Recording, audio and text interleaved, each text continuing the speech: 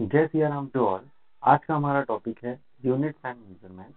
और इस वीडियोस के माध्यम से हम लोग 11th क्लास का एनसीईआरटी को कवर करेंगे। एक ये जो सीरीज आएगी इसमें हम 11th क्लास की जो हमारी फिजिक्स की बुक है उसको हम कवर करेंगे।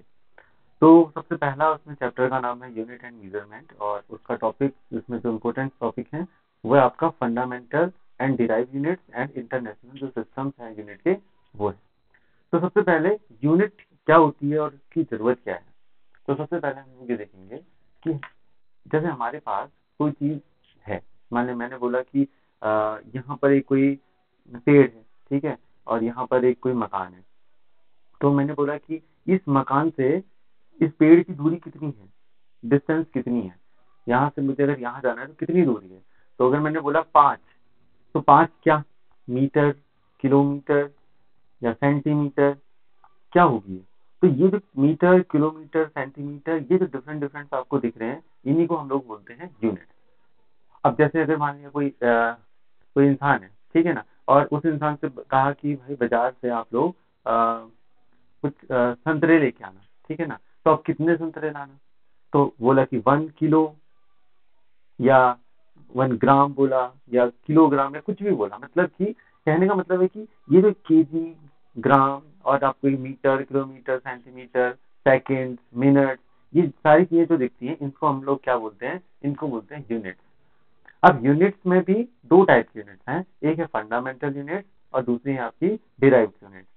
तो ये फंडामेंटल और डिराइव यूनिट्स कौन होती है, कौन डिसाइड करता है, ये डिसाइड करता है कि क्वांटिटी जो आपके पास है वो क्वांटिटी फंडामेंटल है या आपका डिराइव क्वांटिटी है। तो फंडामेंटल क्वांटिटीज होती क्या है, सबसे पहले हम देखते हैं फंडामेंटल क्वांटिटीज।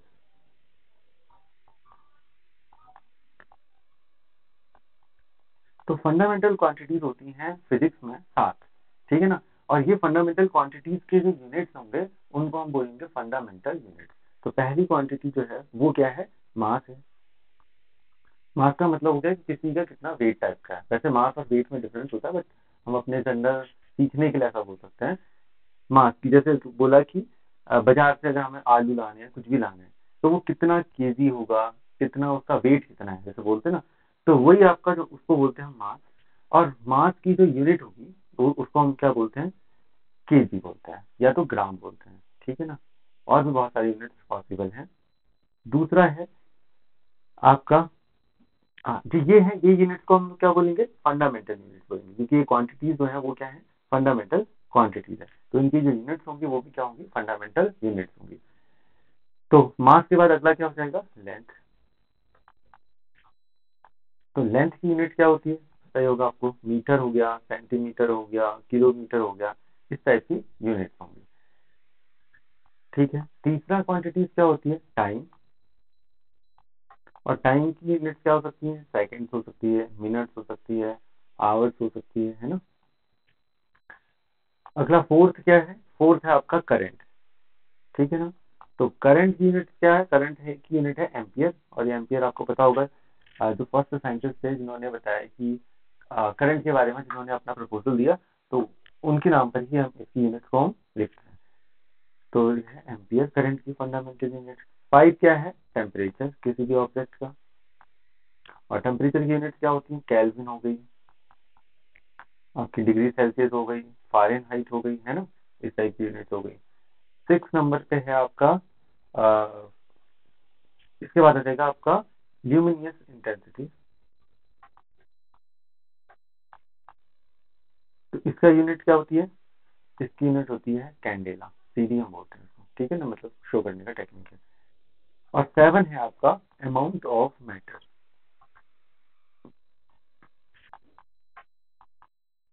तो अमाउंट ऑफ मैटर की जो यूनिट है वो क्या है, मोल है। तो ये हमने देखी जो आपकी फंडामेंटल क्वांटिटीज हैं, और ये देखी हमने उसकी फंडामेंटल यूनिट।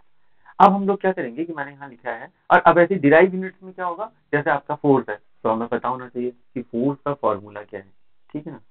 तो फोर्स जैसे बोला हमने, मास इनटू एक्सेलरेशन, ठीक है ना।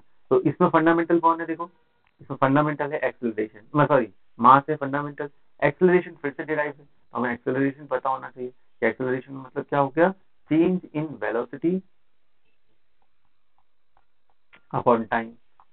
अब इसमें टाइम फंडामेंटल हो गया, ठीक है ना। फिर से वेलोसिटी को हम लोग डिराइव के बारे में बात करेंगे, तो वेलोसिटी क्या हो जाएगा आपका, डिस्प्लेसमेंट अपॉन टाइम। तो देखो ये लेंथ है ना, डिस्प्लेसमेंट मैंने एक प्रकार की लेंथ ही हो गई। तो ये भी फंडामेंटल, टाइम भी फंडामेंटल, मास भी फंडामेंटल। तो ये फंडामेंटल क्वांटिटीज के ही मिक्सचर से हमारी एक नई क्वांटिटी बनी जिसको हमने फोर्स बोला। तो ये क्या हो गई, डिराइव्ड क्वांटिटी हो गई। और जो डिराइव्ड क्वांटिटी है, इस डिराइव्ड क्वांटिटी की जो यूनिट होगी उसको भी हम क्या बोलेंगे, डिराइव्ड यूनिट बोलेंगे, ठीक है। तो हमने ये देख लिया। अब हम देखेंगे कि ऐसी फंडामेंटल, ऐसे बहुत सारी क्वांटिटीज हो सकती हैं। अब हम क्या देखेंगे, हम देखेंगे कि इंटरनेशनल सिस्टम्स क्या हैं।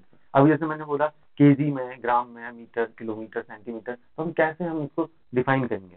तो इसके लिए तीन आपकी बेसिकली चलती हैं आपकी सिस्टम। तो फर्स्ट है आपका MKS। अब MKS में M का मतलब क्या है, M का मतलब है मीटर, मतलब कि लेंथ को आप लोग मीटर से शो करोगे उसकी यूनिट। K का मतलब क्या हो गया, किलोग्राम, मतलब वेट को आप केजी से डिनोट करोगे। एंड जो आपका एस का मतलब क्या हो गया, सेकंड। तो फर्स्ट क्वांटिटी है MKS, मीटर, किलोग्राम, सेकंड, सबसे ज्यादा हम लोग इसी का यूज करेंगे। दूसरा होगा CGS। सी का मतलब सेंटीमीटर, मतलब इस टाइम पर हम लोग जो लेंथ है उसको किस में मेजर करेंगे, सेंटीमीटर में करेंगे। जी का मतलब क्या हो गया, ग्राम हो गया, मतलब कि वेट को किस में मेजर करेंगे, ग्राम में। एंड एस का मतलब क्या हो गया, सेकंड। सिमिलरली FES भी होता है, तो फुट, पाउंड एंड सेकंड। तो ये तीन टाइप की यूनिट्स हैं। जब हमें जिस भी यूनिट की जरूरत पड़ेगी हम उसके करस्पॉन्डिंग वैसे सिस्टम में यूनिट का यूज करते हैं।